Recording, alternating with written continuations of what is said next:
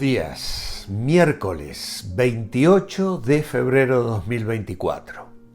Nuestra lectura hoy está en Números capítulo 1 y 2, en el Salmo 64 y en Hebreos capítulo 11. Meditaremos en el Salmo 64. Escuchemos la lectura que Eli nos trae hoy. Salmo 64. Escucha, oh Dios, la voz de mi queja. Guarda mi vida del temor del enemigo. Escóndeme del consejo secreto de los malignos, de la conspiración de los que hacen iniquidad, que afilan como espada su lengua, lanzan cual saeta suya palabra amarga, para asaetear a escondidas al íntegro. De repente lo asaetean y no temen. Obstinados en su inicuo designio, tratan de esconder los lazos y dicen, ¿quién los ha de ver? Inquieren iniquidades, hacen una investigación exacta y el íntimo pensamiento de cada uno de ellos, así como su corazón, es profundo. Mas Dios los herirá con saeta, de repente serán sus plagas. Sus propias lenguas los harán caer, se espantarán todos los que lo vean. Entonces temerán todos los hombres y anunciarán la obra de Dios y entenderán sus hechos. Se alegrará el justo en Jehová y confiará en él, y se gloriarán todos los rectos de corazón.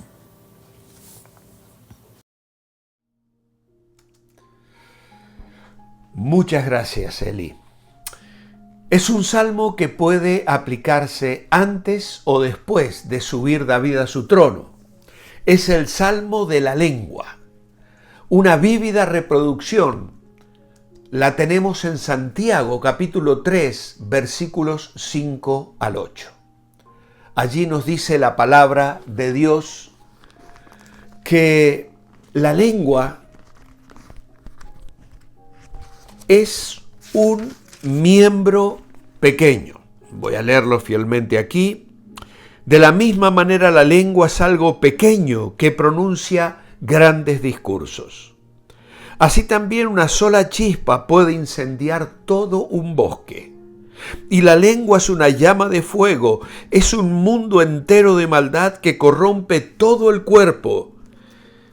Puede incendiar toda la vida porque el infierno mismo la enciende.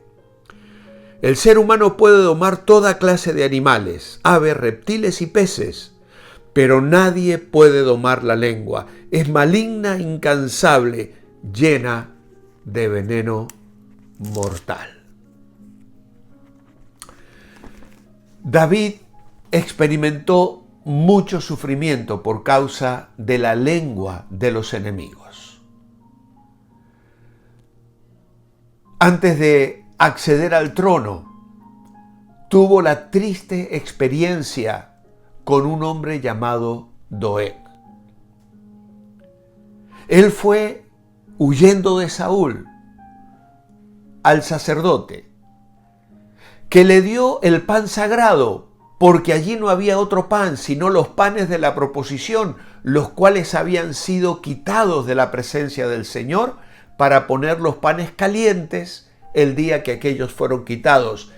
Y estaba allí, aquel día, detenido, delante del Señor, uno de los siervos de Saúl, cuyo nombre era Doeg Edomita, el principal de los pastores de Saúl. Saltamos un poco la lectura y nos encontramos entonces que este Doeg Edomita, principal de los siervos de Saúl, respondió a la queja del rey diciendo: todos me traicionan, nadie me dice dónde está mi yerno al que quiero matar. Y le dice: yo vi al hijo de Isaí, que vino a Nob, a Ahimelech, hijo de Ahitob, el cual consultó por él a Jehová y le dio provisiones y también le dio la espada de Goliat del filisteo. Y el rey envió por el sacerdote Ahimelech, hijo de Ahitob, y por toda la casa de su padre. Los sacerdotes que estaban en Nob, y ellos vinieron a Saúl. ¿Y qué hizo Saúl? Pues después de interrogarles y sin escuchar ninguna excusa ni ninguna explicación, ordenó matarles. ¿Y quién se levantó contra ellos? Doeg, el edomita. Cuando David se entera por uno que logra escapar, su corazón se quebranta y se siente tremendamente culpable. Años después, cuando el reino se había consolidado, pero se levanta una confabulación de su propia familia por medio de su hijo Absalón, David sufre la traición de uno de sus principales consejeros. Y leemos en el segundo libro de Samuel, capítulo 15, acerca de Ahitofel. Dice, y fueron con Absalón 200 hombres de Jerusalén convidados por él, los cuales iban en su sencillez sin saber nada. Y mientras Absalón ofrecía los sacrificios, llamó a Ahitofel, gilonita, consejero de David, de su ciudad de Gilo, y la conspiración se hizo poderosa y aumentaba el pueblo que seguía a Absalón. Siempre existió quien hace ejercicio de su lengua para destruir al justo. Bien se ha dicho que el buen soldado es el que conquistó su lengua. Y no solo para señalar el mal que otros nos hacen, a veces nosotros usamos nuestra lengua para dañar a otras personas. Y aquí notamos esto: más vale ser calumniado que calumniador. En las notas que encontramos en este salmo, vemos dos partes. Los versículos 1 al 6 es la queja. Los versículos 7 al 10, la consolación. Pero más allá del bosquejo que podemos hoy hacer, hay una melodía que siente el dolor de uno que sufre bajo la persecución. En armonía el salmo, el que él critica es como el cobarde que lanza la saeta sobre el que sirve sin conocer que ya vuela la saeta de Dios sobre su propia vida. Es interesante remarcar los pasos que marca el salmo. El calumniador afina la puntería, hace una investigación exacta, consagra tiempo, dinero, suspira por conocer el verdadero origen de la intimidad. No le interesa hasta qué punto es culpable el hermano, solo desea triunfar porque lo considera su adversario. Quien entrega oídos al calumniador hace una obra que no agrada al Altísimo. Estamos canalizando un veneno que debe ser detenido. Y cuán fácilmente caemos en la chismografía, en la murmuración, y terminamos formando parte de un entramado que daña a siervos de Dios, que daña la obra de Dios y que ofende al mismo Dios. El segundo cuadro es el de Dios.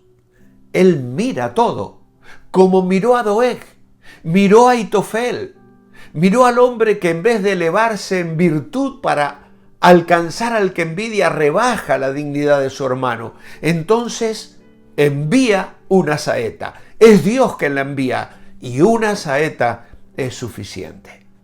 Por eso el tercer cuadro del Salmo, a partir del verso 10, es un salmo de victoria. Cuando David dice, se alegrará el justo en Jehová y confiará en él. Bienaventurado el que lee estas líneas bajo la nube de la calumnia sin defenderse. Deja, hermano mío, las manos del Señor tu causa. Abandónate en sus brazos. Sobre el trono está el Padre, el abogado, el defensor. Y entonces inclina tu cabeza y confía. Habrá un triunfo para Dios y gozo en lo más profundo de tu alma. Este salmo, que comienza con una súplica y queja, finaliza con una afirmación de las manifestaciones liberadoras del Señor, que genera entre las personas conspiradoras, levanta temores, y entre las personas justas produce alabanzas, contentamiento y confianza. Uno de los temas de importancia que revela este salmo se relaciona con las persecuciones y la mentira.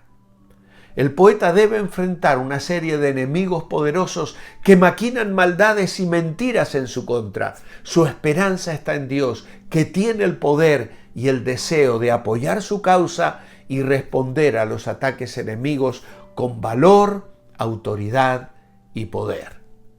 Y cuando vamos al Nuevo Testamento, en las narraciones que encontramos allí, descubrimos que Jesús padeció persecución, desde su nacimiento hasta su muerte.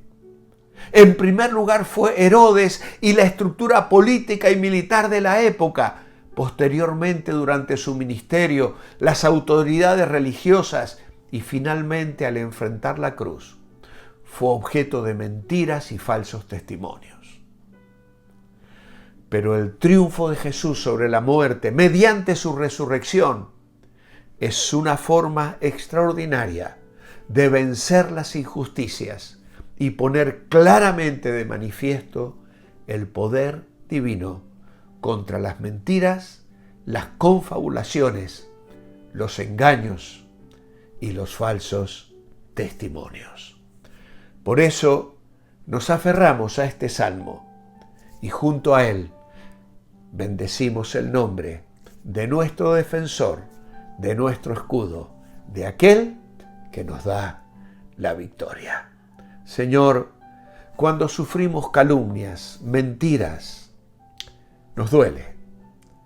Cuán fácilmente nos ofendemos.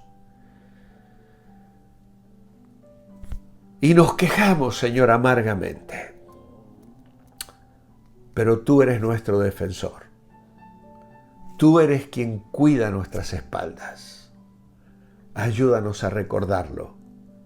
Tú eres fiel y justo, y tú eres aquel que ha de llamar a cuentas a los mentirosos, a los calumniadores, a los que hieren y dañan gratuitamente a tus siervos, a tus hijos.